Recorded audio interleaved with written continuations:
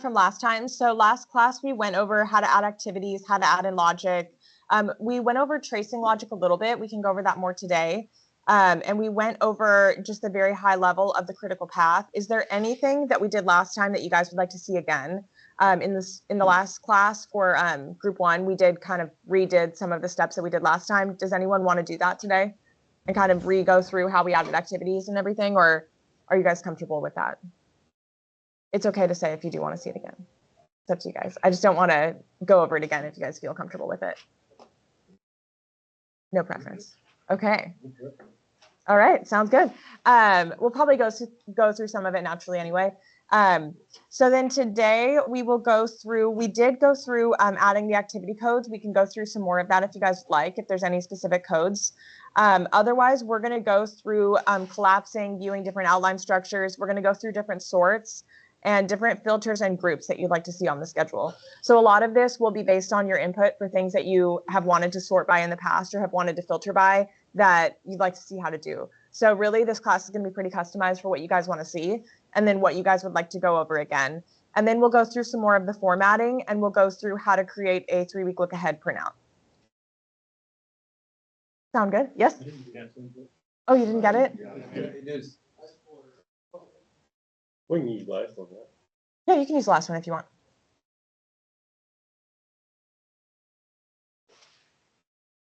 It didn't go through? No, Oh, it did. Okay. All right.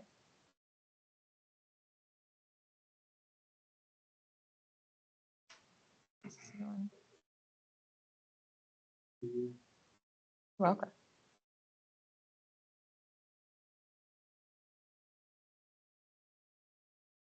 Okay, so in this class, we went over doing the building A and making it building 2 and having 2 buildings.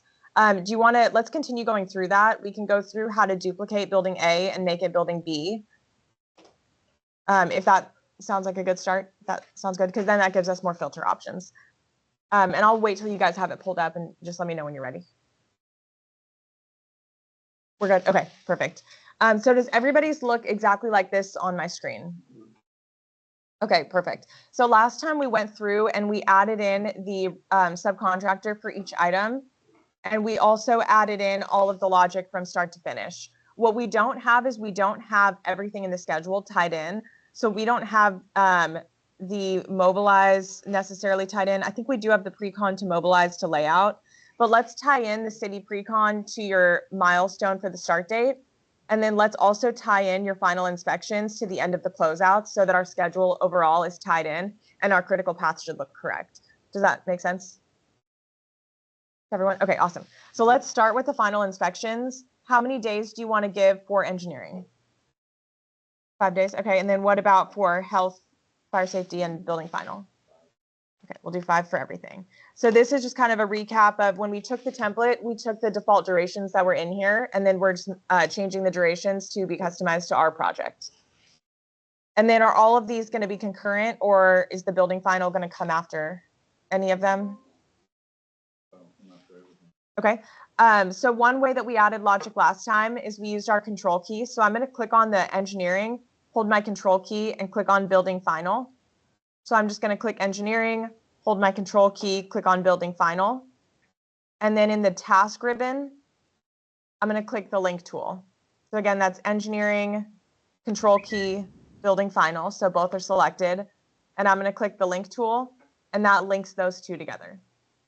Another way that we added in logic was just by typing into the predecessor and the successor columns, which are shown here. I just need to widen this. If you want to widen it, that's by just hovering over this vertical line, and then you can click and drag it. So now you can see 129 is the successor to the engineering.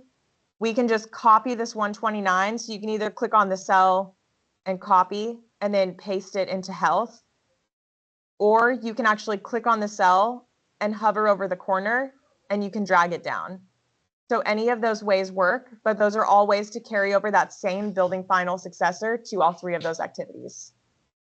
So I'll do that one more time. So the first one, I just copied the cell that says 129, and then I pasted it into the next cell down. And then the other way that I did is I clicked on the cell for 129 and then hovered to get the skinny plus sign and just click and drag down to fill that down. So if you manually enter it in. You could do that too. Yeah, so you could do, let me kind of move this over so you can see it on the Gantt chart. So you can also just type in a 129, hit enter, and then type in 129, and that works as well. Okay. So then what do you want the engineering inspection to follow? The engineering site inspection? No, nothing's wrong answer.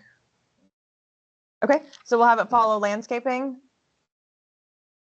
So that is in our site work, which is actually collapsed up here. So if you want to expand site work, you'll see the site work that we had worked on last time. We don't have all of this tied in, that's okay. But we can click on the landscaping at the bottom of site work. So again, if you scroll up, you should see that site work was actually minimized up here. So expand the site work and then scroll to the bottom, select landscaping. And then you can either scroll down and then click on landscaping, or click on the site final, I mean, or you can just look at the number. So, okay, this is 73 as the row number. So then I'm going to scroll down to this engineering site inspection, and in the predecessor cell, I'm just going to type in a 73. All right, and then the health final, what would you like the health final to follow? I don't know. We have owner furnished equipment. We have, I don't see a kitchen task. Okay, let's do owner furnished equipment. So I'm going to click on owner furnished equipment and then scroll down. I'm going to use my control key, click on health, and link those two together. And then what about your fire safety? You want that to follow? Okay, so startup and commissioning to fire safety. I'm going to link those together. And then let's link the final clean to your building final to tie that in. So I'm going to type final clean, control click, building final. Okay. I'll leave this here for a second. And then if you missed any of that, I'll just leave this up here and you can see the predecessor and the successor row numbers. If you're using the same file, then it should be the same.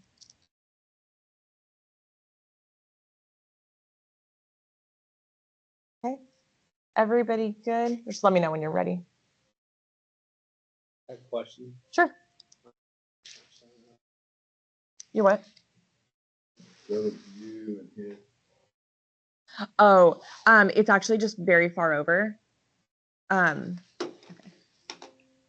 Just like drag your mouse all the way and then move it over. It was just at the very end. Yeah. It blends in with your scroll bar when it's all the way over. Sometimes it is like actually missing down here, but yours was clicked on down here. Right, that's why I kept clicking And it would go away. I couldn't find it. If anyone else has that problem, his was just all the way over here, so it matched the scroll bar, so you actually didn't see it. So if you don't see your Gantt chart, it's actually just on your scroll bar like this, and you can click and drag it back over. But it does end up just meshing with it, so it looks like it's not there, but it still is. All right, so does everybody have, you should see that your building final activity is critical. It should be red. So then that means that it's the end of our critical path, which is exactly what we want. So does anybody remember what's supposed to follow this building final activity in our schedule? It's something towards the top. Anybody remember? Almost, yes. Eventually, yes. We talked about it at the very beginning of the first class. Anybody? Okay. It's the weather activity that we have in here for that contingency. So do you guys remember at the very beginning, we talked about this weather delays bank? So that's what we would want to follow, because we wanted to follow the very last critical activity in the schedule so that it works as a bank. If it's not following the last critical activity, it's not actually working as your like float per se, because then it would be overlapping other critical activities. So you want the full 18 days to be encompassed on the critical path. So then we would have this weather delays for the 18 days follow your building final date. If there's multiple paths, so if you have, like another TCO, or if you have like a site completion that's not related to your building final, you would want that to also tie to the weather days so that every individual path leads to this weather day activity, which then does lead to the substantial completion. So you guys are right there. Does that make sense? Any questions on that? Okay. So this is just something with the template to remember is just everything is going to lead up to the weather days, and then weather days will lead up to your tracking substantial. So I see that the weather days line is 15. So I'm going to scroll down to the bottom and I'm going to type in 15 as a successor to the building final.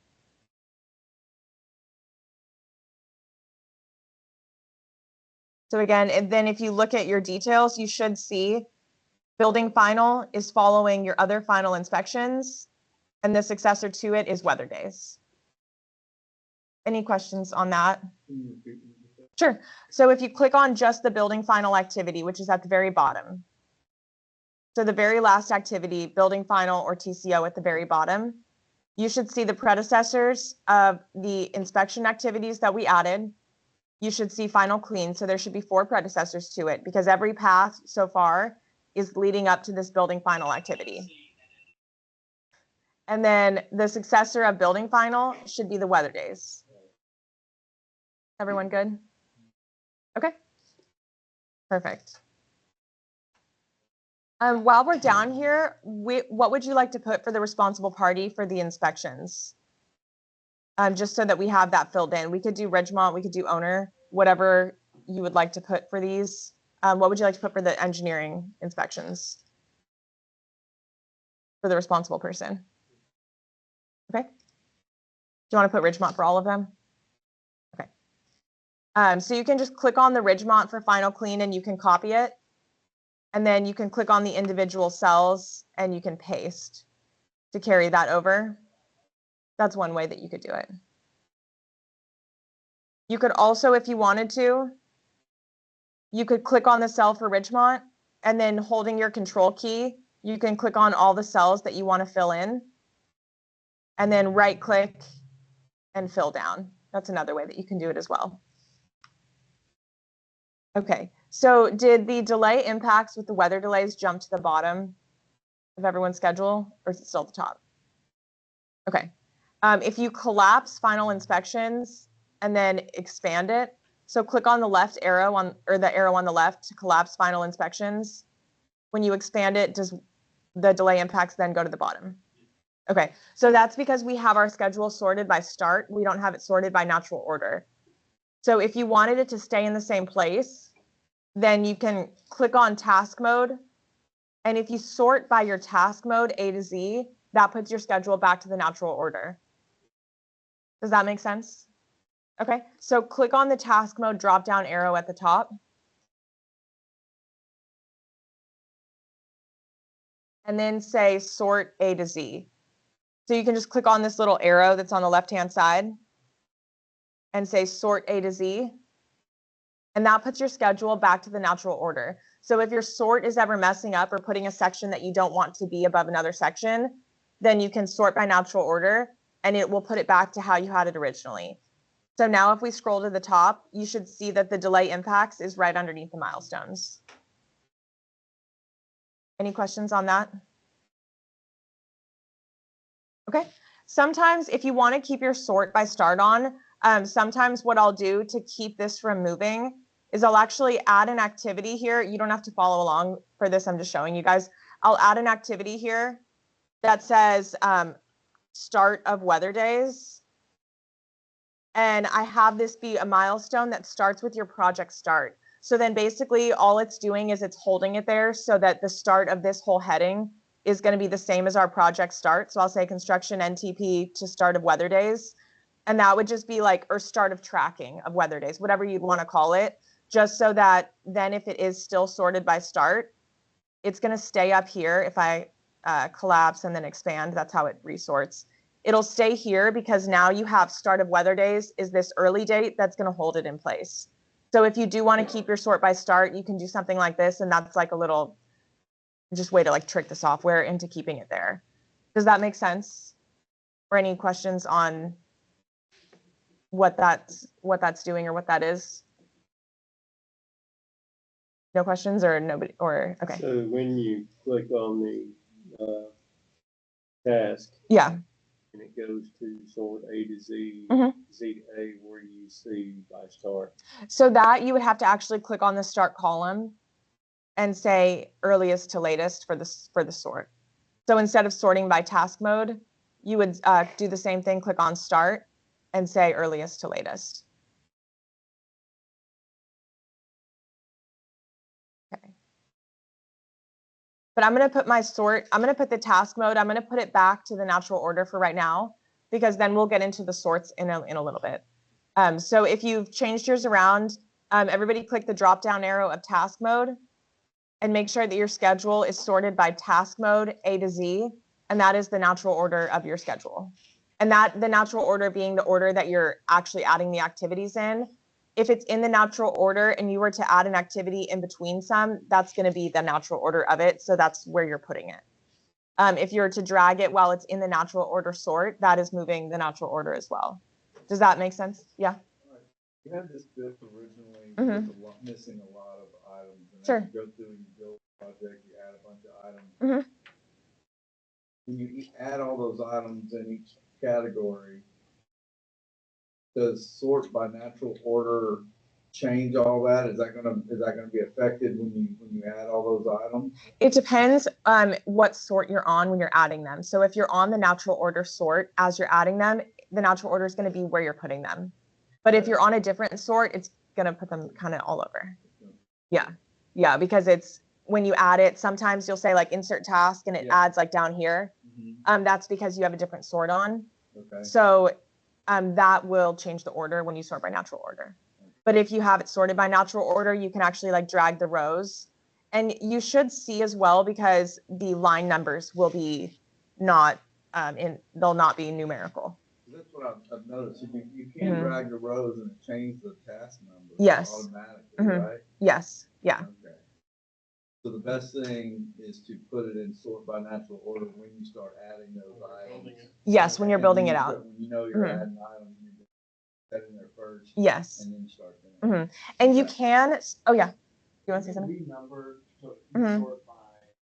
Mhm. and then put the box- To renumber. Mhm. That changes that.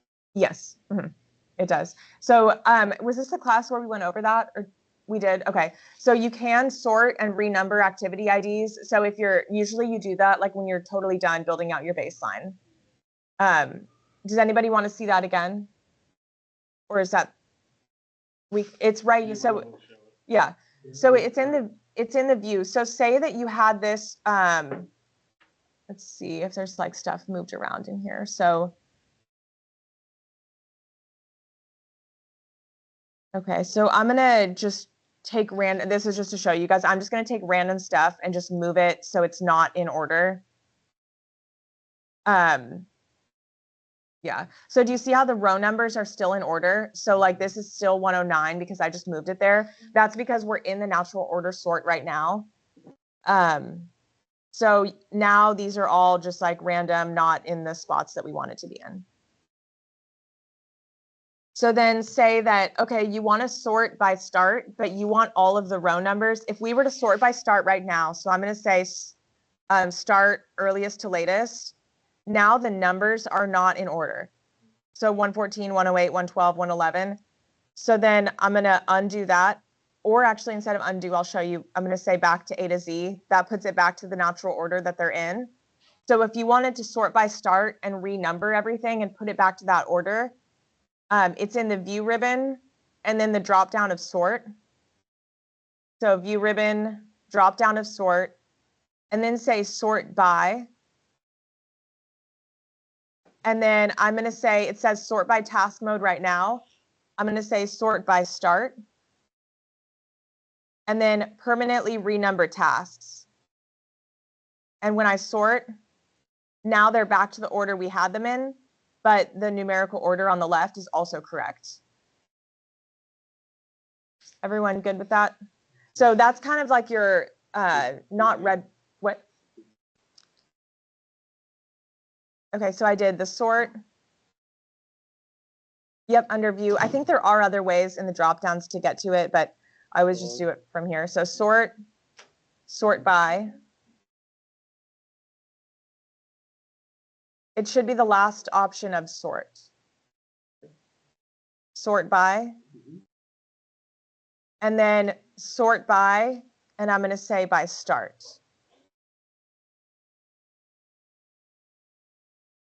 So it said task mode here, and I'm changing it to start.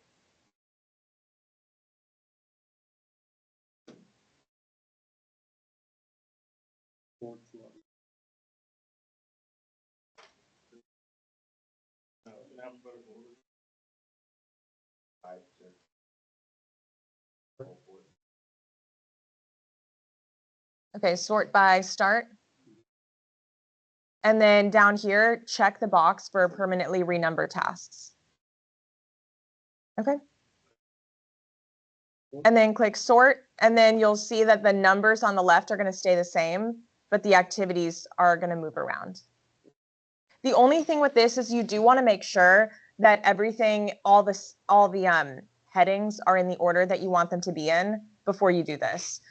If you don't have the headings in the order, like if we were not to have added the delay and impacts, you may now have it at the bottom with a new natural order for that. You can always move it back up and sort by natural order and redo that.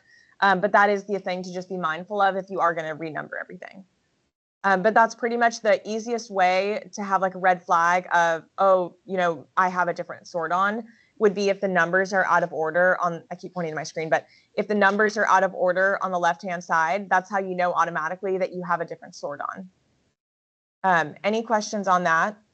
Or anything, any questions that's related to that you guys want to see or that you've had issues with? Because I know the sort is like a big thing that will mess people up. Okay.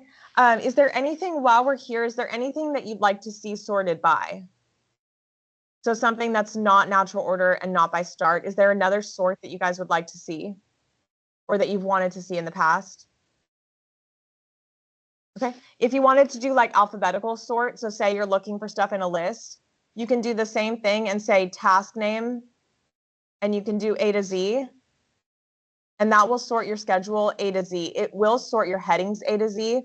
So you'll see construction is the first one, then delays, final inspections. So everything that's the same level, so that's why the color coding is so helpful. Everything that's the same color is going to stay in that level per se, but it's going to then sort those. So these navy levels are all sorted by alphabetical order if I do that. If I sort by start, it's going to keep the same things. All the navy are going to stay at this level. But now that since I did add that start of weather days, my delays and impacts is up at the top. Yours may be the last one at the bottom if you don't have that. And then if I want them to go back to how they were originally, task mode, sort A to Z. Those are just the different ways that you can sort by here. It's not the most helpful to do alphabetical unless you have a long list and you're looking for something there. Any questions on this? Okay. So let's go over the outline structure and let's go over how you can double check your outline structure, make sure that things are at the same level that you want. And then we'll go through moving around some activities so that our outline structure stays. Yeah. I was just thinking about it. Sure. So like you've seen our park house schedule. Yeah. So like we need to go add. Mhm. If we sort by the A to Z, it's not going to because everything's broke up. It'll stay within its own heading. So like So under, you want to get like a list. yeah, Phase one model. right. So you still have to hunt. You would, if you do it this way, it's still going to sort them like underneath their own headings. You could group and sort by something else. So I'm gonna go outline all subtasks. That's a way that you can show everything. Do you have your subcontractors in there? Yeah, but it's tasks that are. Oh, that are new. Okay. Sort by empty blank. Yeah. So you could. We would have to create. You could group by subcontractor, and then you'll have the ones that are no value. So you're just saying create a bunch of blank ones.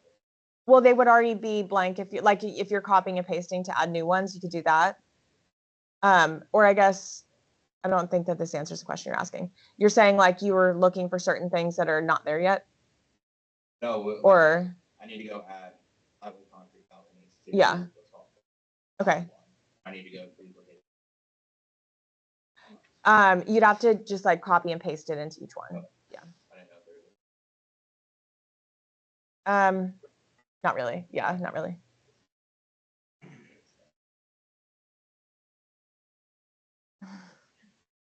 Yeah, if you already have it, I mean, that's one of the things, like it's a lot easier to build out all your detail before. Obviously there's going to be stuff you missed though, or if there's design changes or whatnot.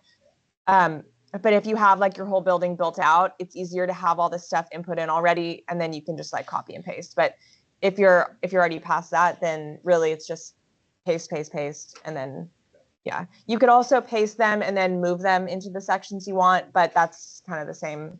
You still have to go through that process. Okay. So for your outline structures, so let's go through seeing our outline structures, seeing if we want to move anything around within our outline structures, and then how we would go about doing that, and just ways that you can quickly double check. So go to this is the same view ribbon. It's just underneath the sort. I need to plug my computer in so it doesn't die. But, is there a charger? Mhm. Red. Thank you. This picture of my computer dying right in the middle. Okay.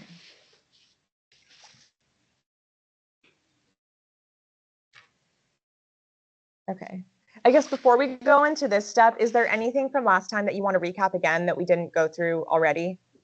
Is there anything else that you have questions on before we get too far ahead? Okay. All right, sounds good. So we'll go, so this is in the view ribbon, and then go to the outline button, which is right underneath sort, and say level 1. I believe we did do this in an earlier class for this group. Is that right? Okay. So go to level 1, and you should see only your project title. Everyone see that? Perfect. So now go outline level 2. And then do you see milestones, delays and impacts, pre-construction? Is there anything that you guys would like to regroup here so that you have less levels for this navy and then things don't move around as much? So basically all these navies are going to move around with a new sort, but if you have them consolidated into other subheadings, then those subheadings will then take over and be what you sort by. So typically what I would see here is if you don't want certain things to move around, you would have maybe your delays and impacts underneath milestones or something, or you could leave that alone, but then have maybe pre-construction, submittals, procurement, something all underneath a heading so that submittals doesn't end up moving below an early start of construction or something like that. Does that kind of make sense? Yeah. Okay. Is there anything here that you guys would like to consolidate into a new grouping so that it never moves around? Typically, I would focus on the ones that are between milestones and construction. For those Mhm. 3 pre-construction. Okay. Figure out a task. Sure. So this is programming, design, and permitting. So it seems like we could probably just move the 2 underneath to be the same level as the programming. Is everyone good with that? Yeah. Okay. So click on your task ribbon. So first expand your pre-construction ribbon so that you see the lighter blue heading and the activities underneath it. So does everybody's look like this? Okay. So then click on your submittals and procurement line 25, and then indent it over to the right once.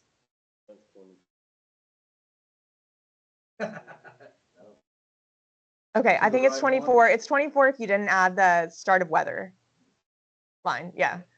I don't know why yours is 22. But oh, did you delete something? Okay.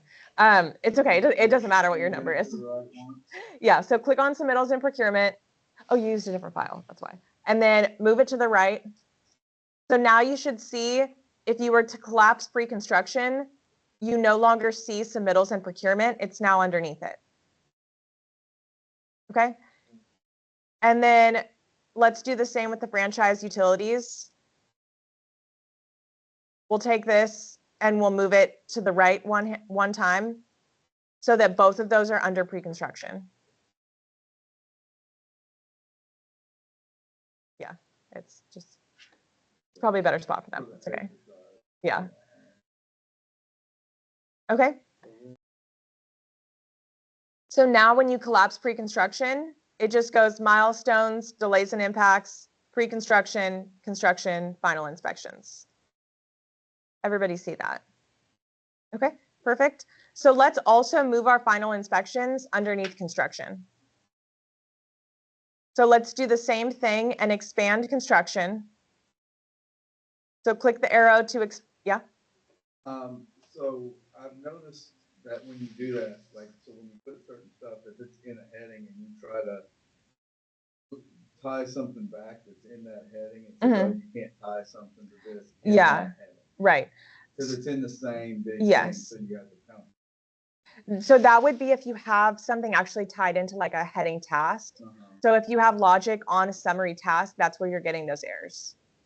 So it's saying that, so say you have something like franchise utilities, say that this has a predecessor of this heading for pre-construction.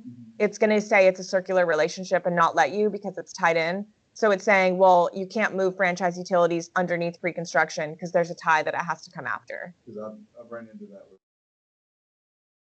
Okay. Tied to construction, so it doesn't like doing it.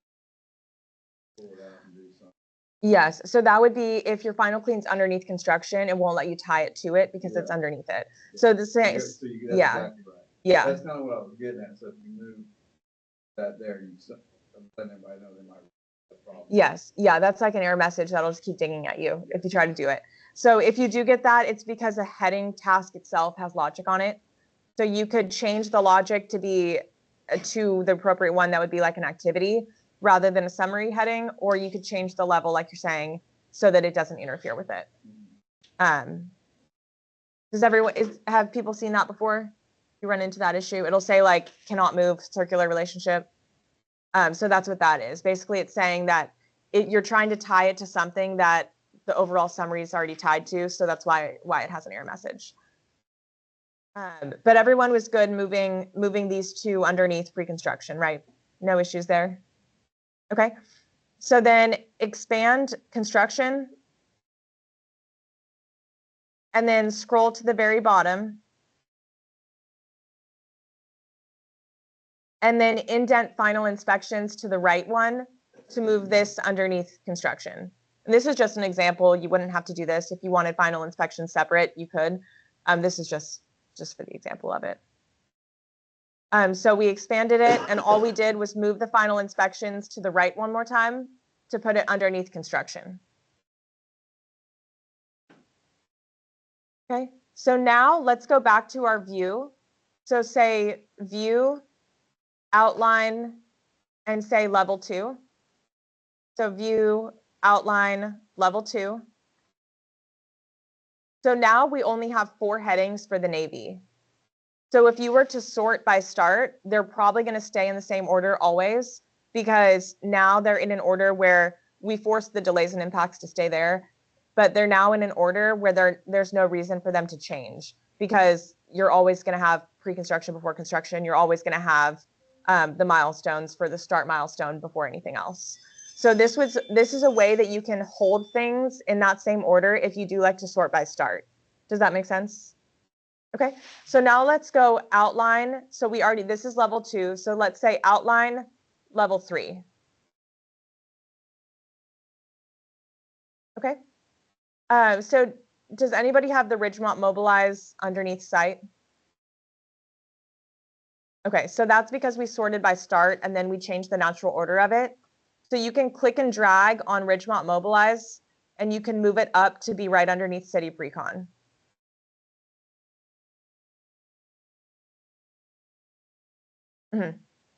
Yeah, it probably fell underneath the site ribbon. Okay. And then also here, since we did move some of these underneath, So final inspections needs to change colors. So do the other two that we moved under pre-construction. So click on the row number for 18 and highlight the whole row. And in your task ribbon, we're going to go Format Painter. And then take that color and add it to the two that we just moved. We'll do the same thing with the final inspections. So just grab any row that's the blue color, take the paintbrush, and color final inspections. Okay. So this is just if you're working through your schedule, you decide after you've already built out your schedule that you want to change your groupings a little bit. That's pretty much the exercise that we're going through here. So we're saying, oh, we want to fine tune this more now that we've built it out. Typically, I'll see this if people end up having too many levels of the same color. So if you have, too many that you don't think should be related at that level because maybe some are more detailed than others, this is when you would go about making those adjustments and just reviewing and checking all of your levels. So any questions here? Okay, let's make City Precon and Ridgemont Mobilize. Let's make this a heading as well so that we don't have the issue with the activities moving on us. So let's highlight and click and drag on both 50 and 51 to highlight both of those. So 50 and 51, highlight that. And then click on the summary in task ribbon, click on plus summary. So I'm just highlighting 50 and 51, clicking on summary. And now I just made a new summary task with those two underneath. So I'll do that one more time. So I'm clicking on 50 and 51, clicking and dragging. And then in the task ribbon, click on add summary. So that's going to say that the two items that we have highlighted, we're going to summarize those under a new heading. So 5051, summary, and then I'm going to call this one mobilization.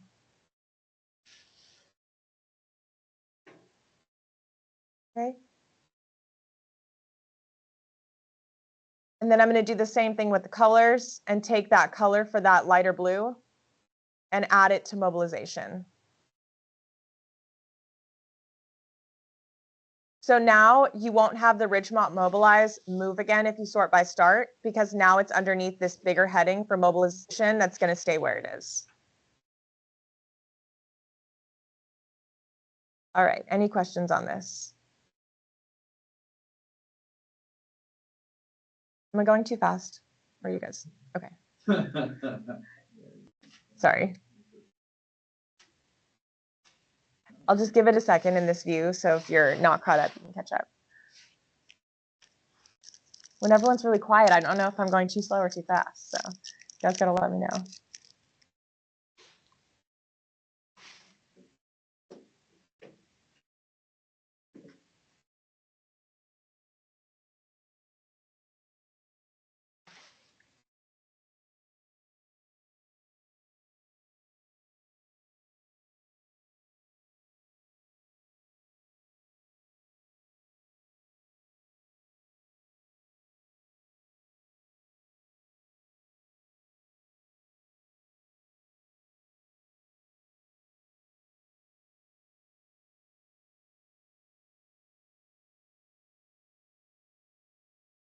It's not showing. You may have possibly moved it twice.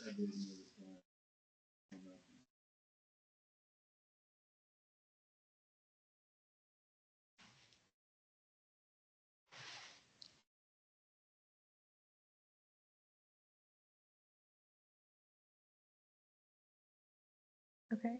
So any questions so far on why we're doing any of this? I mean, I know it's just an example, but any questions on what issue you would run into where you'd be doing this?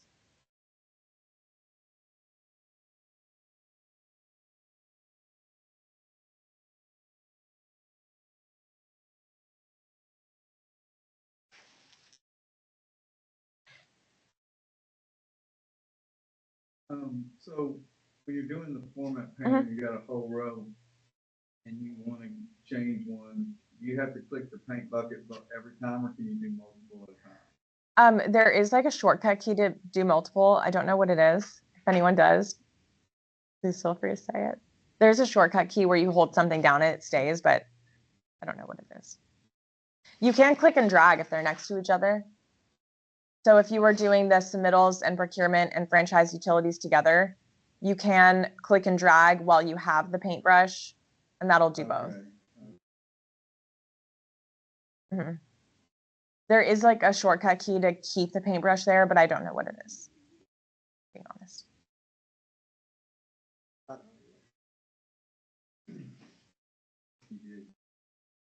I know. I could have one.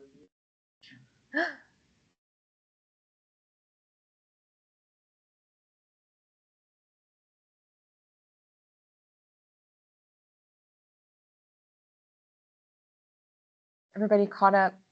Okay, perfect. Okay, double click.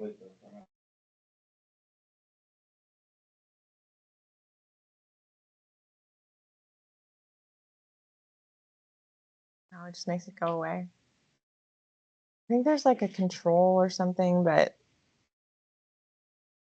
that's just doing.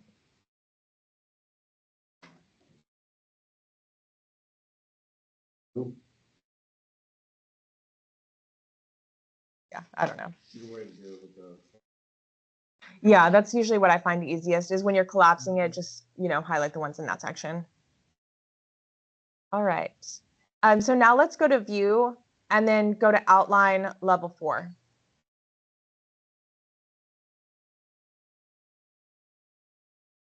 All right.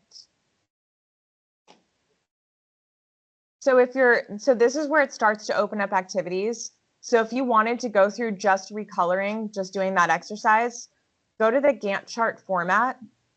So we just went to view level 4. So we did view outline level 4. So now go to the format at the end and uncheck I'm sorry, not for this one. Go to the view filter, stay in the view ribbon, and then filter for summary tasks. So the same, sorry, I was doing backwards. So we're in the outline level 4. And then in the view ribbon, go filter, thank you, for summary tasks. And this gives you just your summary tasks without all the activities that are in between them. Okay, so again, that was just the view, filter, summary tasks. Okay, so now this is where it's a little bit easier to just change your coloring all at once. So I can see that my critical submittals and the procurement, those are the wrong color. So you can do the same with the format painter. So I'm going to click on earthwork and then format painter. And you can click and drag to do both at the same time. So again, that was just the format painter. This is the same thing we did before, but format painter, I'm going to click the paintbrush and click and drag to recolor both of those. All right. So you can do the same. If you have your summary filter on, you can also just do outline all. And it's a way that you can just kind of skim through and just check all of your levels, just to double check everything at the end of your baseline. Any other questions on the outline structure, how to move things around, and how the outline structure is related to the sort by start? Hey, Alex, can you do that last one Okay. one more time where you just pulled up that last sheet? Perfect. So if you still have your filter on, go ahead to the view and clear your filter. So go back to the filter here. So in the view ribbon, go back to the filter and say no filter. Oh, okay. And then everyone's schedule should go back to this looking like normal. Okay, so now we're going to go through the critical path. But before we do that, let's tie in our last milestones. So let's tie in your construction notice to proceed, or we already did that. We already tied in the construction notice to proceed with the first couple activities. Does everyone see that here?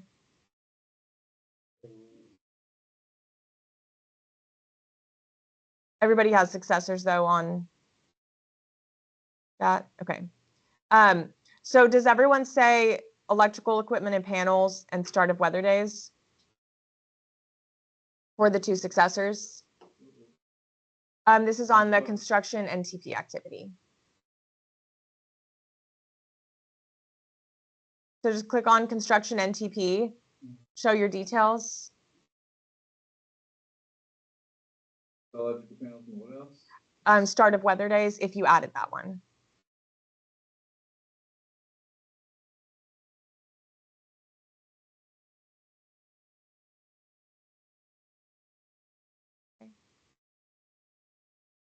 Okay, so now let's tie in the construction NTP also to our mobilization section for construction. So I'm going to just click on construction NTP and I'm just going to scroll down and find it. And I'm going to, using my control key, I'm going to tie that to the city pre-con for our first activity in construction. So again, I just clicked on the NTP. And this exercise is just so that our milestones end up on our critical path. We want them to show up on the critical path. So I'm clicking construction NTP. I'm scrolling down to the mobilization section and tying that to the first activity. Okay. And then let's also tie in our weather day bank, which we have after the end of construction. So let's tie in the weather day bank to then our tracking substantial completion. So same thing, I'm going to click on weather days. I'm going to scroll up and using my control key, click on tracking substantial, and I'm going to link that together.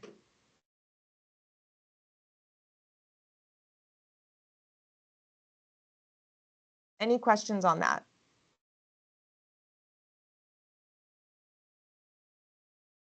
Okay. Everybody done with that? Is anyone still working? Wait a second.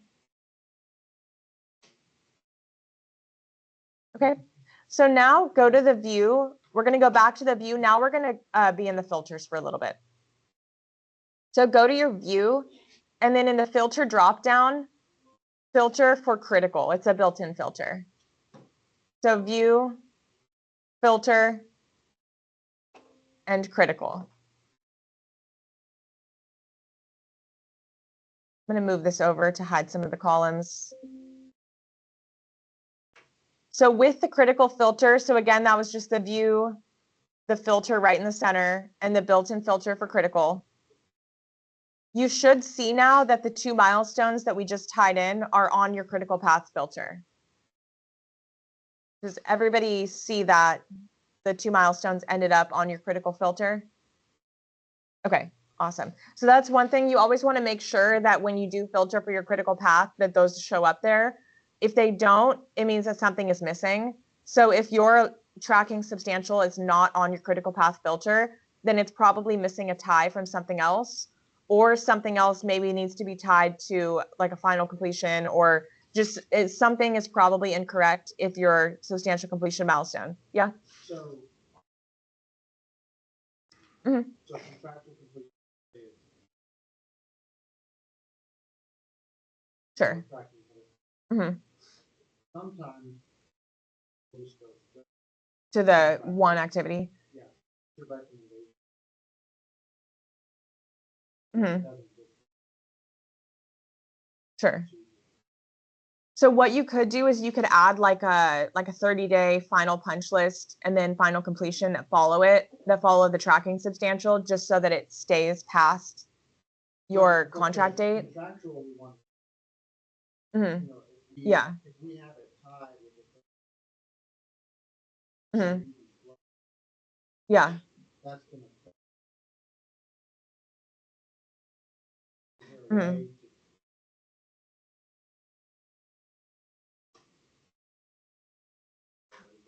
You could have your setting on for multiple critical paths and then leave no successor on that last one, and that would give you both.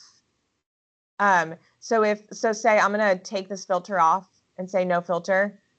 So say that your contractual substantial is like 331 or something. So I'm going to put this later. I'm going to say the contractual substantial is 331. So now if I filter for critical, It's just that, and that's what you're, Right. yeah. So you could add a float task that you just change back and forth, but you would have to maintain that and see it. Or if you change your setting, this usually works, hopefully works this time. If you change your setting for the schedule settings, yes, so it's in the advanced, and then it's calculate multiple critical paths.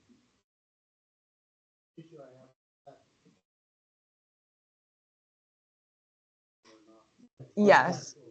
Yeah, so it will pull up. So then if I filter for critical, it pulls up everything that doesn't have a successor. So everything that doesn't have a successor is considered like the end of that chain. So it's good and it's bad. It's good because it is like a red flag and tells you that you're missing some logic somewhere. But it can be like annoying. So I would say it's beneficial like when used correctly, or when used like that in that way, but that there's ways that it can just be kind of a pain too. Back to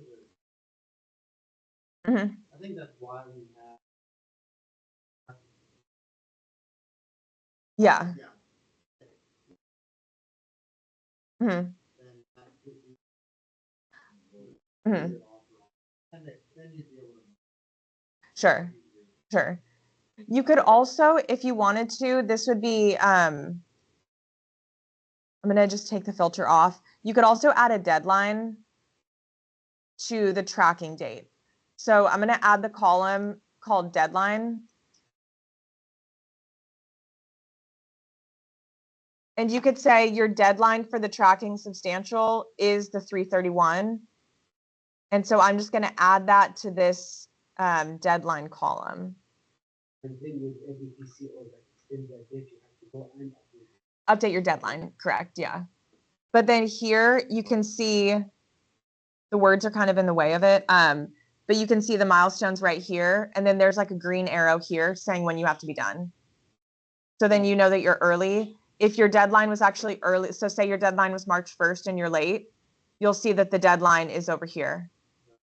So that's one way that you could do it too, and just keep it on one line, but then it wouldn't name the same, you know. So, and you can always add the arrow too and have both. Like you could always do that as well. Can you mark it?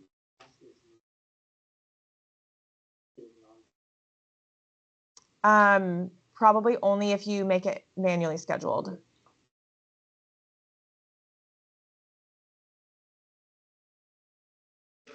Yeah, you can. Yeah. Any other questions like that, or anything else that you'd like to see on this? If we were to mark that, if we were to filter it without multiple critical paths, Mhm. but then we go back to that potential single pass as critical, would it,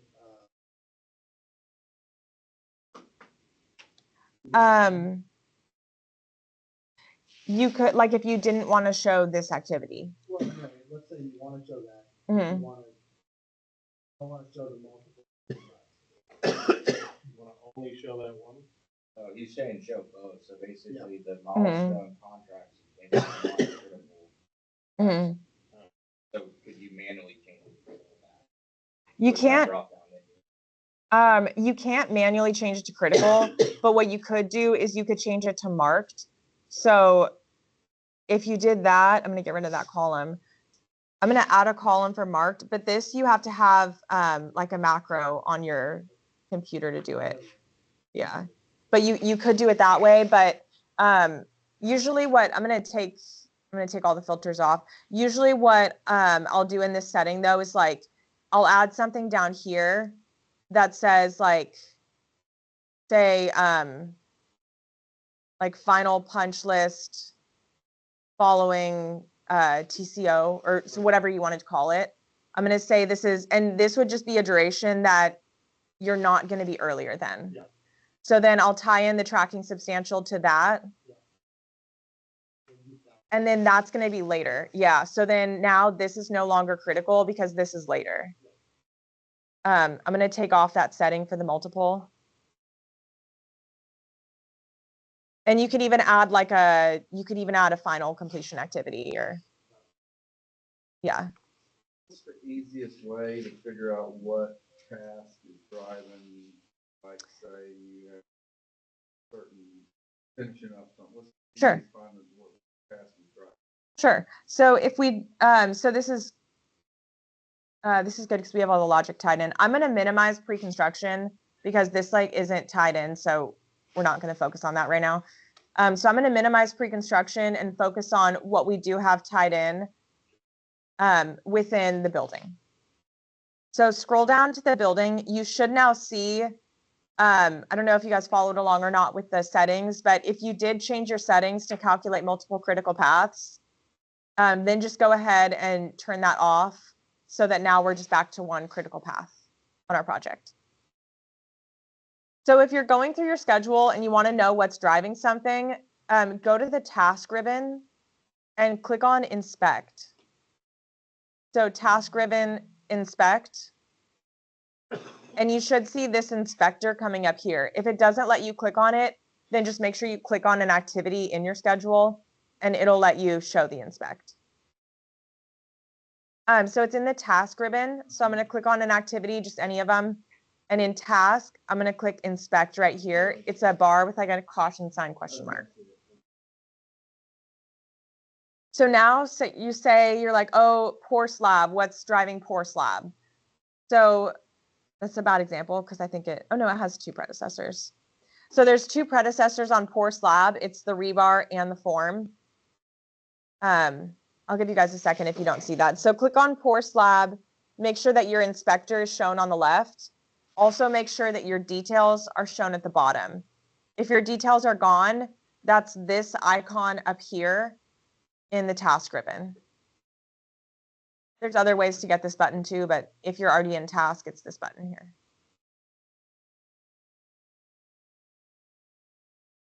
Does everybody's screen look just like this? Maybe some people. Okay, close enough. Okay, so click on the pour slab activity and you should see two predecessors down here in the details. Does everyone see that? Okay, so the inspector here on the left says rebar slab. That means that that's the predecessor that's driving the date. So that's the driving predecessor of the activity. So you can actually click on this and actually click on rebar slab and you can trace back the logic and it'll take you there. Okay. Mm-hmm. Mm-hmm. And you can also say go back to pour slab. And but that only works like once. It only works if you are going through it. But say, okay, I click on rebar slab. I see, okay, rebar slab is driving with a start to start with 1 day from form slab. Say, okay, now I want to go back to pour slab. I can go that way. You can also trace the pour slab all the way back.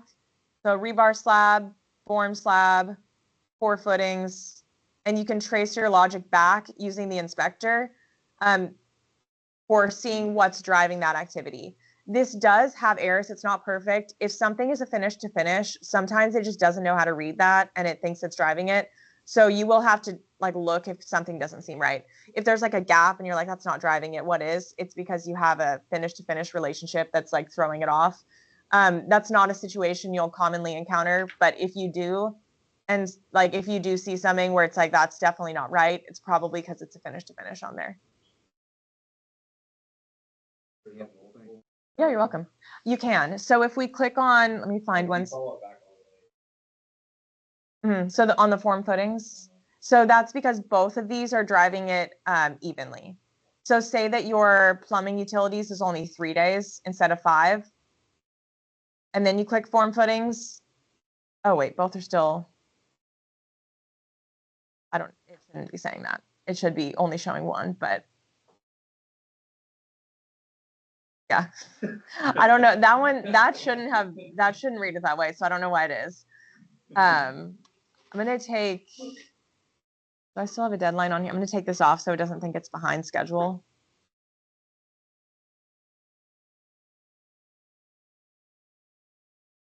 Yeah, it's not perfect on some things, but for the most part, it's usually correct.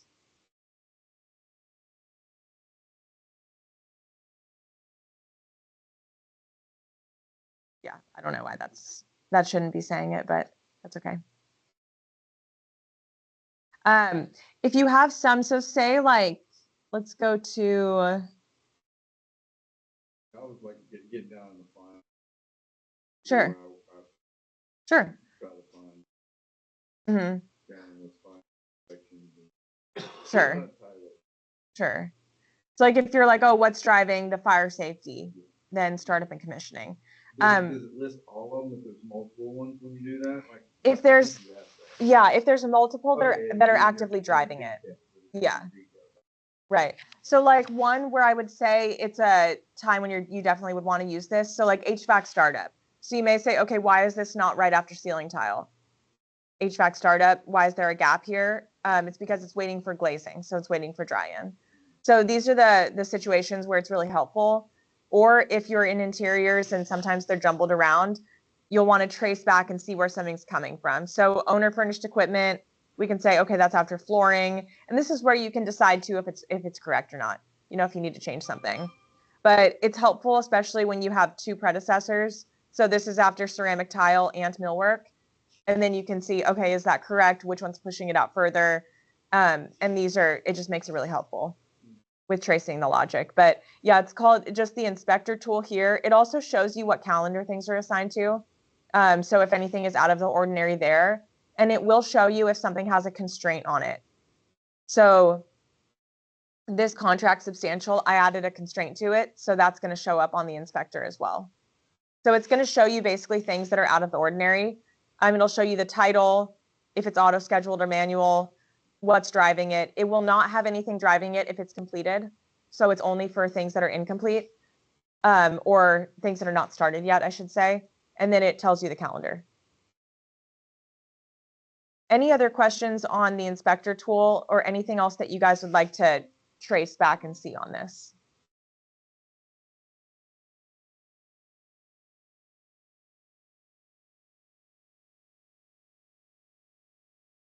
Okay.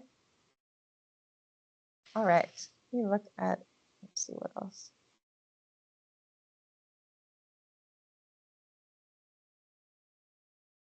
Okay, let's go through and let's add a building 2 or a building B to our schedule. So scroll up to the top of building A.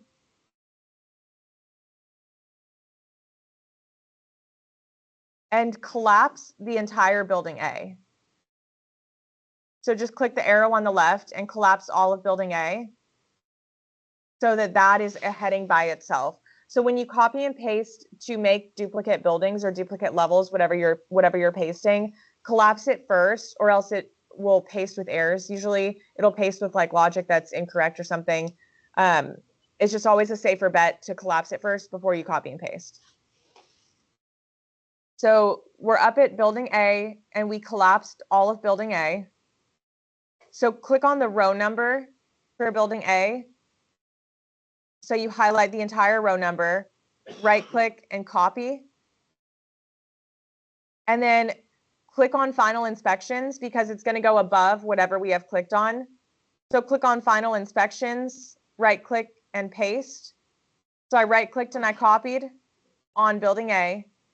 And I'm going to click on the line right underneath it and right click and paste. So now you should see 2 duplicate building A sections. So let's rename the second one to building B.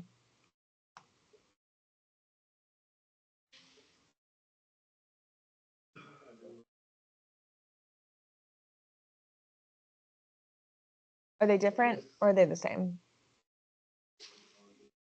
Okay.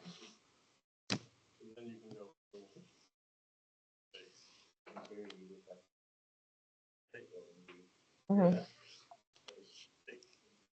As long as your first building is built right. Add a ton of time. Project has 24 buildings, I don't have to Build it, fill it out 24 times.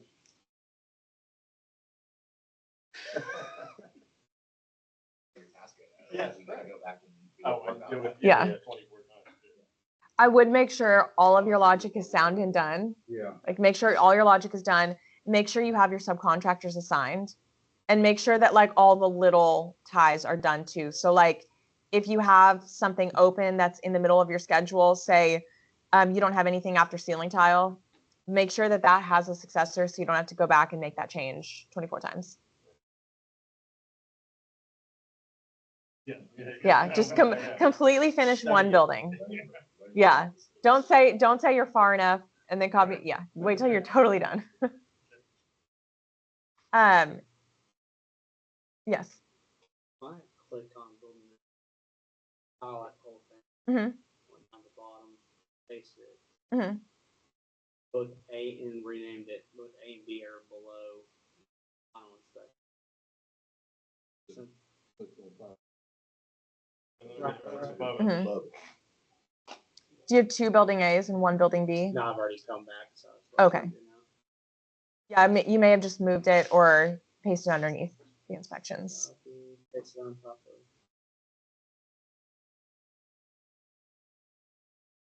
of. Okay, so does everybody have a building A and a building B? Okay, so now this was already here. If you've gotten rid of the column, add it back. But there's a column that's called area. Okay, I'm gonna move it. So I'm gonna click on the top of area. Click on the whole column heading on the top of area. And when you have the arrow for cursor, click and drag it so that it's to the left of subcontractor. So you can see this line, it's a vertical line that's like darker as I hover. That's where it's gonna go. So I'm gonna click on the area, and with the 4 arrows, I'm gonna click and drag. And wherever this like gray vertical line is where that column is going to move to. So I'm gonna put it in between finish and subcontractor. And that's just so that it's next to what I'm looking at. You can also insert a new column for area, and that would do it too, but then you would have 2 columns for area shown, which is fine. Just whatever way is easier for you. Okay, so then building A, we may have this already. No, we don't. Okay, so expand back building A so that everything is shown in building A. And let's type in an area, type in an A to that cell. Okay. Under the building A or under the layout? Just on the first, it doesn't matter. You could do it under building A. It's whatever you prefer. And so click on the first cell where you have a building A. So the actual cell for it. So I'm clicked on this one here. That's like a gray color. And scroll down to the very last activity in building A, which is the final clean. Hold your shift key and click on the area cell for final clean. You should see everything in between just got highlighted in gray. Okay, just whatever's last in building A. And then right click and say fill down.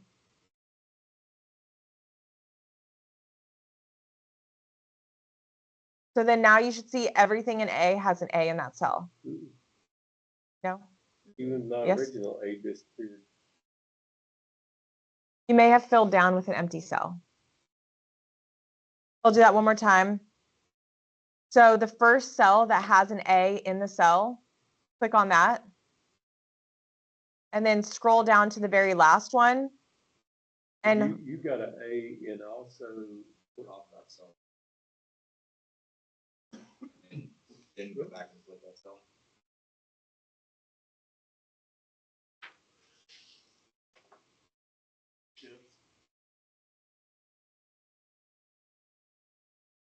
Right click. okay. It's because you were still typing. Oh. It'll go away as soon as you make another change. Yeah, it'll come back. It's just like a very light blue color. Some screens doesn't show that color depending on your like blue light settings. So that's one of the colors that will go away. Some monitors like make that disappear. So if it's ever gone, it's just your screen settings. So why does it not? Like, there's something that was hidden, Yeah. not open, Mhm. and it skipped it. So if it's not expanded, it's not going to fill down. Okay. Yeah. So you got Oh. Mhm. That's why I was like, Yeah. Oh, that's the Yeah, difference. like if this was collapsed, it's not going to fill into those. It's only going to fill into the cells it sees. I said open everything up. Mhm. Good going.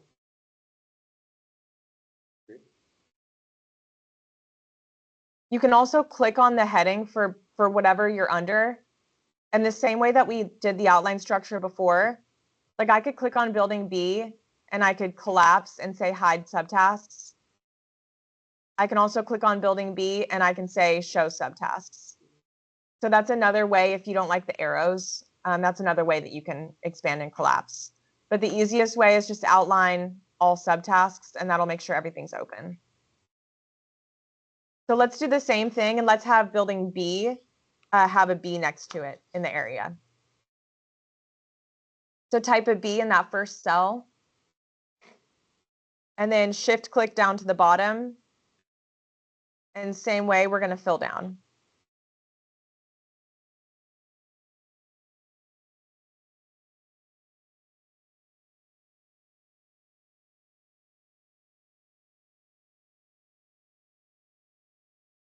Okay. Yeah. So same thing as before. I just did the first cell. Shift click on the last activity in B and fill down. You can drag too, can't you? You can, yes. Yeah, you could say, like you could click this and you can drag it to fill this. Then you type B in on B. Mhm. You know everything else says A still. It should say A in building A and it should say B in building B.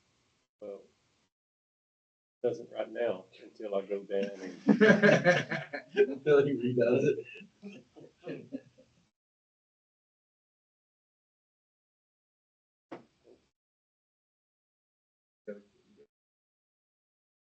B is B. Oh, you got A in. be there, over there. Turn that one to B. Type B, I did Now that. click off of Then it. I click off, You click back on. click off, click on, And now go all the way to the bottom. yeah, just did all that shit that you're saying.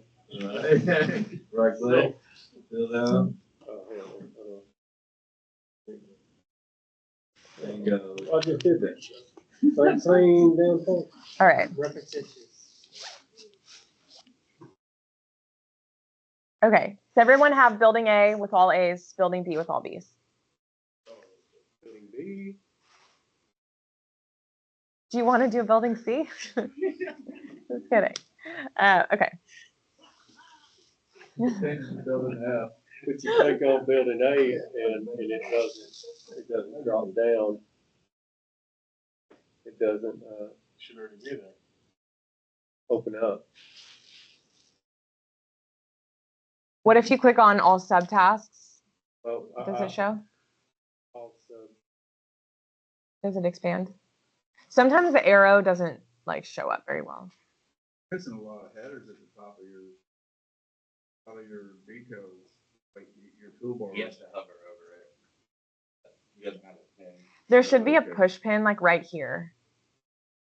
well, I do on my schedule from last time, but this is the one I just put in. If you hover over here, and you show your toolbars, do you see a pin? I think it's down here, right? Over your tool. Click on view. There you go. So, and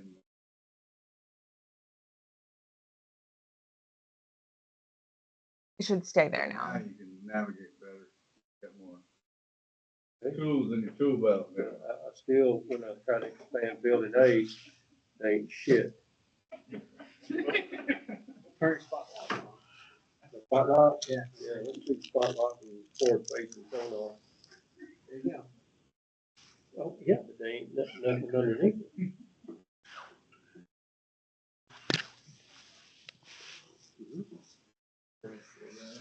Now you click on it again, you click back on it, and don't touch, just go down. Control. Leadership. Right click. Huh. Garmin right there. But I did that, that's the first one I did. You might have And had then it when I highlighted went I to think hit when delete you or something. I think when you You skipped over it. Okay, what happened was it pushed B down under closeout. Final thing. I had those down. Okay. All right. Is everyone okay? Okay. Does everybody still have the subcontractor column shown? Okay. So click the drop down arrow of subcontractor and say group on this field. So click the drop down arrow of subcontractor, say group on this field. The first one says no value. Go ahead and collapse that one. Then you should see the rest of everything else. Anybody not see that? Okay. So since we exactly copied and pasted the two buildings, we did not tie them in for what's going to kick off the second building, like you were saying.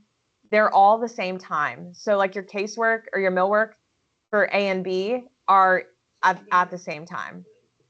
So if you scroll down, so there's two ways that you can do this. You can go back to your normal schedule view to decide what's going to kick it off. Or if you know where it is, you can do it from here. Either way works. So let's go to the concrete. So you should see subcontractor concrete. Okay. So let's have the pour slab of building A tied to form footings of building B. So let's say that you're going to do everything through pour slab in your foundations before you start the next building. So you can, from this screen, you can click on pour slab and use your control key, click on form footings, and you can see what building they're in because we have that area assigned. And link those together. Yes. Mm-hmm. Yeah. So click on pour slab, hold your control key, and click on form footings, and link. So now if you scroll up, now you should see that you have staggered millwork, staggered masonry veneer. So this is where you would then decide how many crews you have, and if you need to stagger it more. So if you need to stagger, say, oh, you only have one crew to do millwork, they're going to go from one building to another. This is where you can identify if these are overlapping at all, and if they can overlap, or if you have to adjust something else. That was triggered something. So where did you start this at? This whole process? What we were under? Yes, format? the subcontractor, we said group on this field.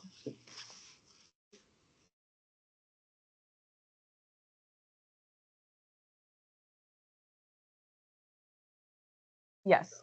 And then that's going to show everything. It's if you don't have the area assigned or you don't have a unique name, then you have no idea where it's coming from. So that's why assigning the area is important so that you have a reference. I've ran into that.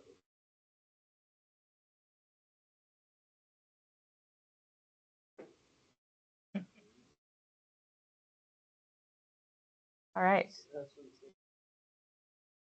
Did you link pour slab on building A? Yes, to the form footings on building B. Form footings on.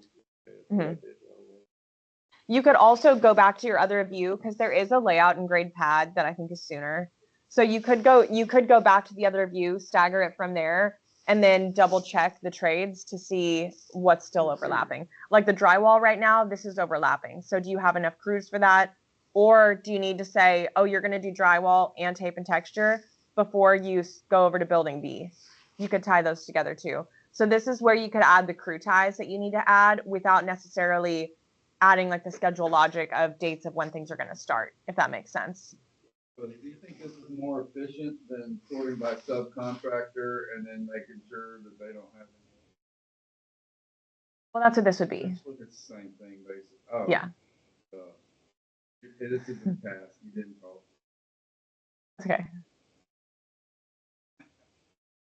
You But learned all these in 4 classes too. What? Okay. You learned all this in 4 classes? I know. I did not. No, I actually had to like just learn it myself. Like, yeah, we had somebody quit at our company that had a project, a Microsoft project, and I had to just learn it on the fly. So, yeah, this is a long time. This was like, I don't know, 10 years ago maybe, but yeah. It's actually gotten a lot better. Microsoft Project has gotten way better in the past like 5 years. So it's been good. It's a lot more I like started to use it about sophisticated. 5 years ago. I threw my- out the Yeah. window, doing 90 on the highway. All right. So you know what As long happens as if you you don't have use a Spring Barrier, computer okay. problem. That stuff is difficult. That'll get first problem. Yeah, take that on the computer, man. So I think kind of what you were asking with your question. So click on the subcontractor and say no group. So go back to the arrow of subcontractor and say no group, and it puts your schedule back to normal. Yeah, no, I did it, but I was just dumb because you even said go to subcontractor, but I was just thinking groups because it was labeled as concrete and all that. Oh, You did sure. put active. No, that's okay. So click Same on part. the subcontractor drop down arrow again and only select concrete. So do you see how there's the options in this drop down? Click select all to uncheck them all, and then click on concrete and say okay. And yeah, you can click critical ones. Yeah. Check that. So this is another way that you can look at them, and you can actually visually look at the stagger this way, but you can keep it in your schedule view. So if you say some subcontractors, you're like, well, I really don't care if they have multiple going on at the same time because crews aren't an issue. But say, oh, well, let's look at the electrical and let's see if any of that overlaps. Then you can filter for electrical, and you can filter it in this view you already have, and you can identify where things might be overlapping. So let's click the drop down arrow. Let's select electrical, mechanical, and plumbing. What's in those circles? What? Got a couple.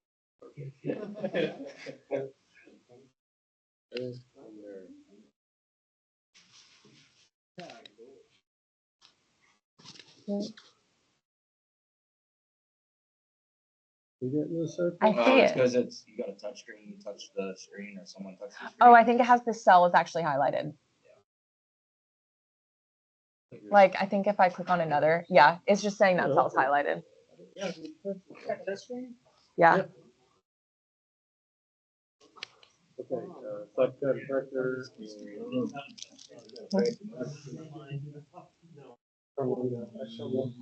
It's like my mom has one of those. It's for like if you have like arthritis or like carpal tunnel, I think. Operatic. Yeah. I just trying to get ready for this one. You said I had It feels like a station route. Oh, yeah, it feels like doing these. Okay, so click on electrical, HVAC, and plumbing. So this is in the drop-down arrow filter, electrical, HVAC, and plumbing. Click OK. So now we have all of those trades shown on one screen. Mine doesn't either. The only electrical is underground electrical. Unclick, concrete. I must not have had identified. They may, yeah, they may not have been assigned.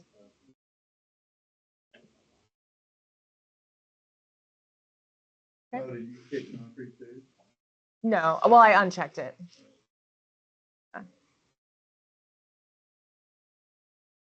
So now from here, I'm going to hide the column for area just to get rid of some columns. I'm also going to hide the column for predecessor, successor. I'm just going to hide everything that's to the right of subcontractor. So I'm just right clicking the top and saying hide.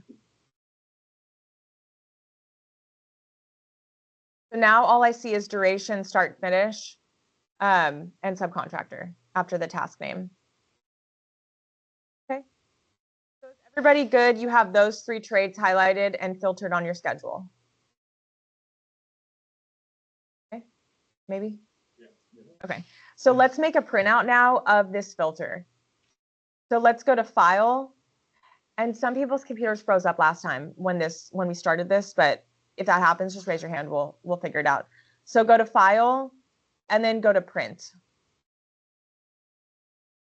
And you should see this print preview screen.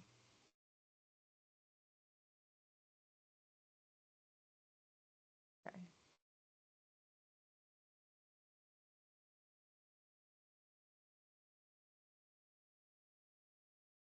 Okay. I mean, we were. Yeah.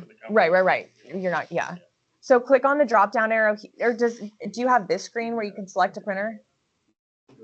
Yeah, click on Bluebeam. And mine finally popped up. Okay. Sometimes it does freeze the first time. Okay, so does everybody have Bluebeam printer? Okay. And then No, my brother. what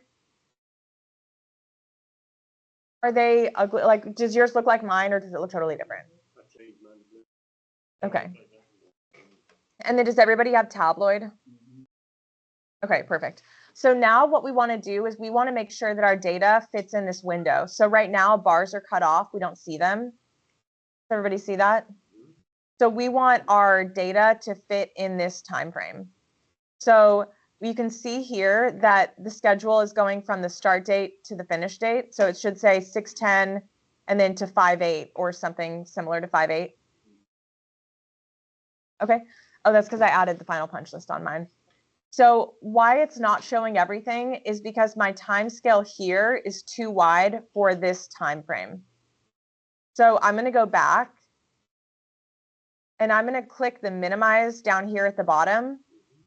I'm going to click the minimize to make it a little bit smaller. So I'm going to click it once and see if that works. So I just clicked the zoom out one time. So now I have quarters and months. So let's try that again. I'm going to go to File, Print. So now everything is showing on one screen. Does everybody see that? Okay. So you do have to change it back and forth to get your data to fit in this window. If it's the right time scale, sometimes it'll squish it. It just depends. It depends on what you have shown. It may push it across several pages wide, just depending on what you had previously. Okay, so does everybody's now, you should see, because this vertical dotted line is actually like a project finish line. And this one here is the project start. Does everybody see everything in their project shown one page wide? Okay, if it doesn't, is it really narrow or is it still too wide? Okay, so then minimize this again and make it smaller again. So down here, do you see? Yeah, okay, yeah. Yeah. So make it smaller and then try again and see if that fits on one page. Yes, it kind of, yeah, it's better. Okay. Thank you. So then you could print this out and then you would have your printout for just the MEP trades of your baseline. Any questions on this? Okay. So now let's make a 3-week look ahead. So go back to your schedule and we're going to take the filter off that we have on subcontractor.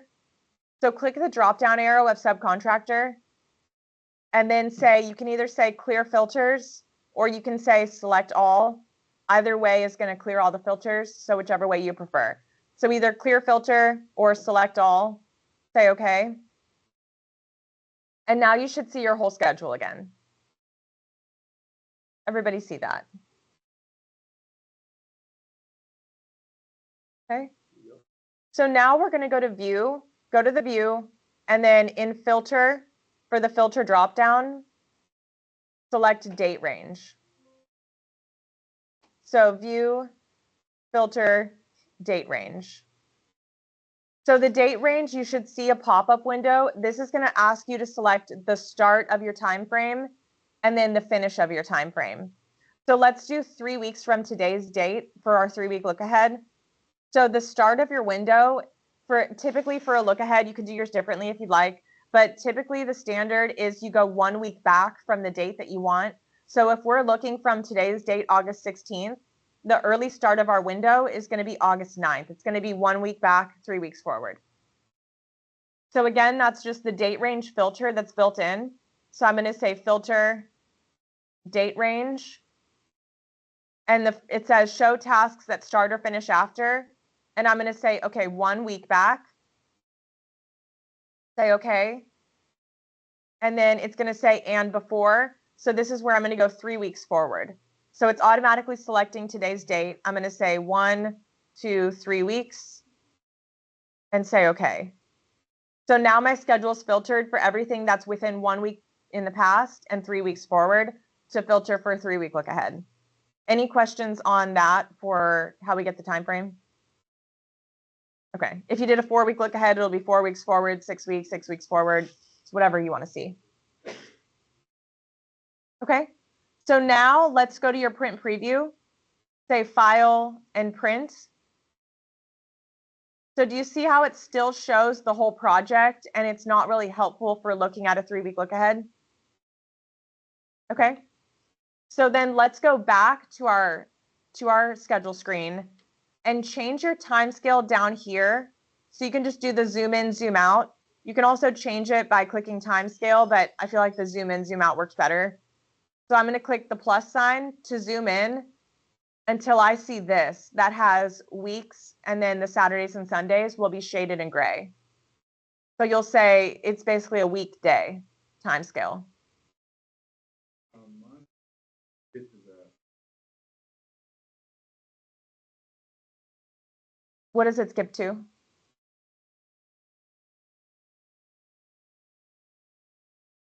You may need to hit the plus sign a couple more times.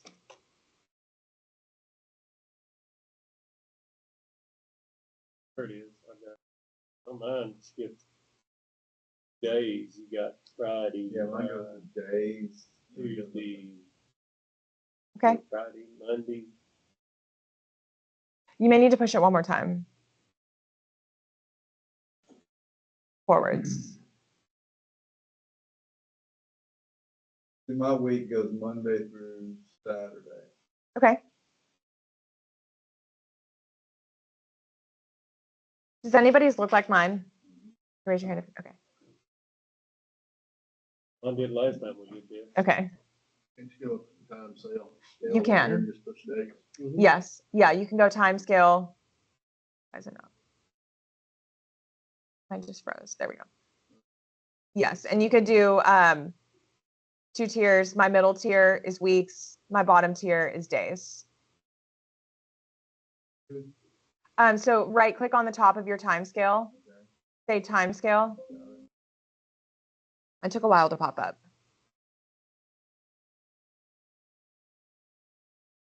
If you get that, Right click, hover Click up on the here. date, mine has count two, and I do that a lot. Count one. Count one. Uh-huh. So your top tier should be blank because I have it should say show 2 tiers, middle and bottom. So middle tier, weeks. And then bottom tier is days. And count one. Here's the. Hmm. What's the top there? It shouldn't be anything. It should say, it should be grayed out. Okay. And then down here, say 2 tiers. So then middle tier, weeks. And then bottom tier, days.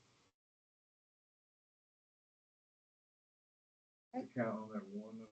Yes, one on both.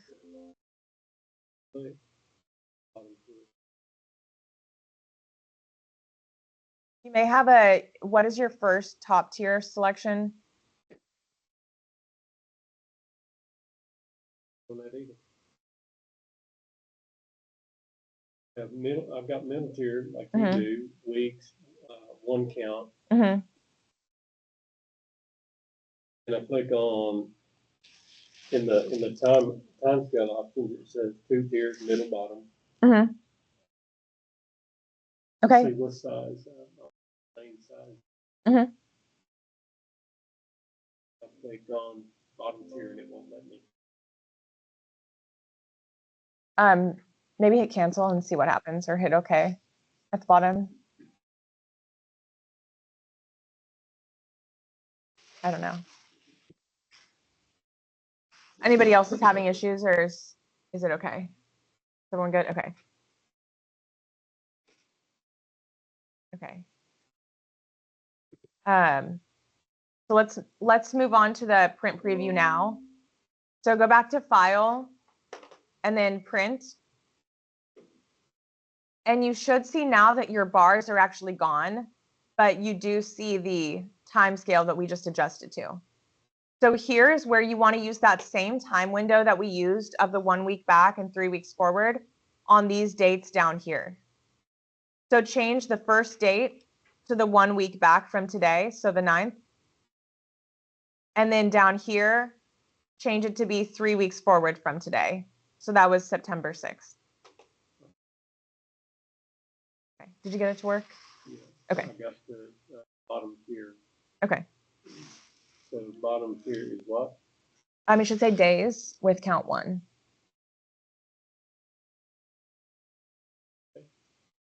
Okay. There it is. So then go back to your print preview.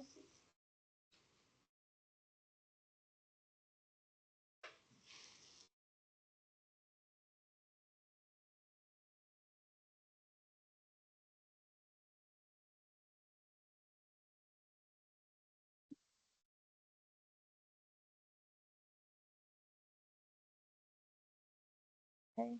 And then change your dates on your print preview to the same dates that we chose for our filter. So we did 1 week back as the early date and 3 weeks forward as the late date. And you should see on your bar chart in the print preview that all the data should fit onto one page. So you know that it's one page because it says 1 of 1 down here. Otherwise, it'll say 1 of 2 or 1 of 3 or something, and you'll have more pages of just bar chart that's empty. Okay, so then did you adjust these dates already? Yeah, I have 8/8. 9/6 to 24? And then is your time scale very stretched out? Is there- Okay, so then go back to your schedule screen, Well, yours And- says 6/9. 9/6. In the That's first- in the eight- first? That's 8/9. It's hard to 8/9. see. I thought the same thing. Mhm. Oh yeah, it looks I like had a to get 6 my up there. Glasses broke down. Oh, So then go back here and try to mess with your time scale again by just hitting plus and minus. Hit the minus once and see if it looks like this. I never got mine. I finally got it looking like yours. It's really wide. Okay. So if it's really wide, right click here and say zoom. And change it to, I have mine at 24. Try changing it to 24 or a number similar. So right click up here and say, I was at 181. okay. Or say zoom, and then does it say custom how many, or do you have a percentage for the zoom? Would the custom to be 24? 24. Yeah, or something similar to that. Does it now fit better onto your screen?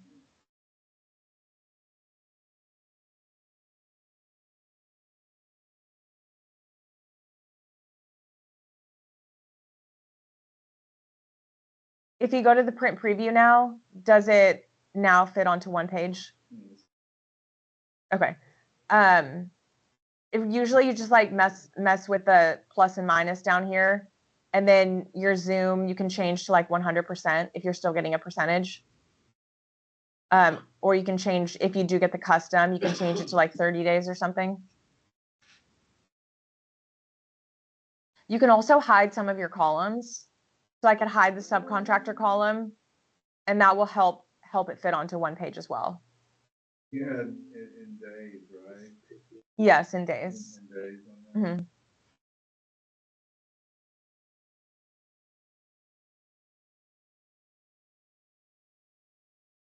If you do have yours looking like this, what you'll notice too is your Labor Day is also grayed out as a holiday. So that's one thing that if you do have this time scale for your printout, it will show that stuff as well. That can be helpful. Does anyone have times? Is yours still singing? Okay.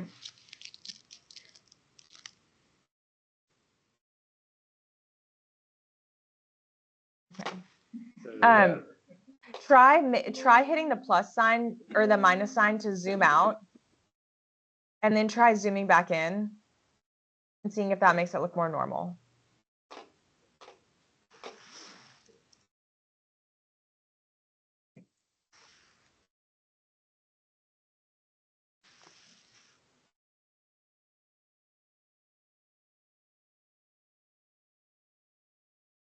Can you raise your hand if you like successfully got the 3-week look ahead to look right? Okay. Good. Is anyone still messed up? No, it's okay. Do you have Bluebeam selected for your printer? Bluebeam PDF? I got this. Okay. Sometimes it just like jacks up. It doesn't want to do it. And then like even in the last class, some people actually just like closed it and reopened it and then it was able to work. Yours is good? Okay. All right, awesome. So if you wanted to add more stuff to the header, that's in the page setup right here. So if you click on page setup,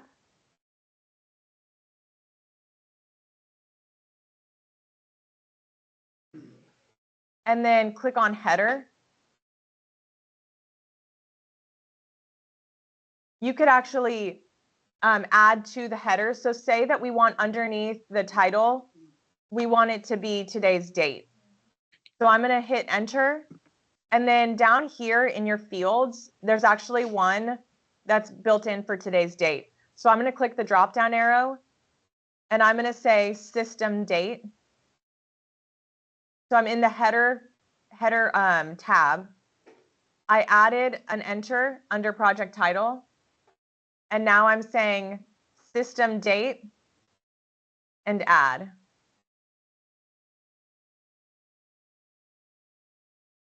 So I'll do that one more time. So I'm in the print preview and then click on page setup.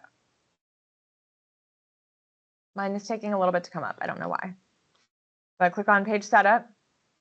And then there's a tab that says header.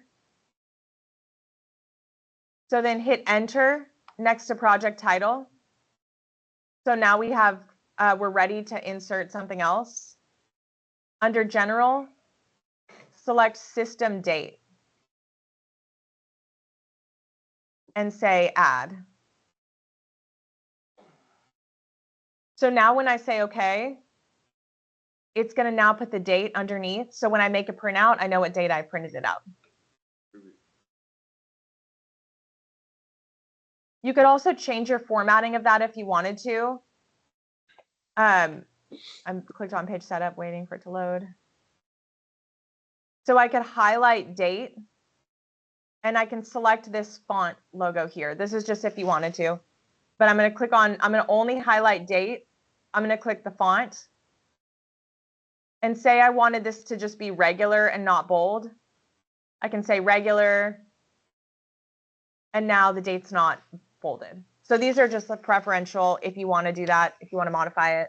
But it just makes it nice for the printout because then when you open it, you know what day you printed it out, you know what date the schedule's from.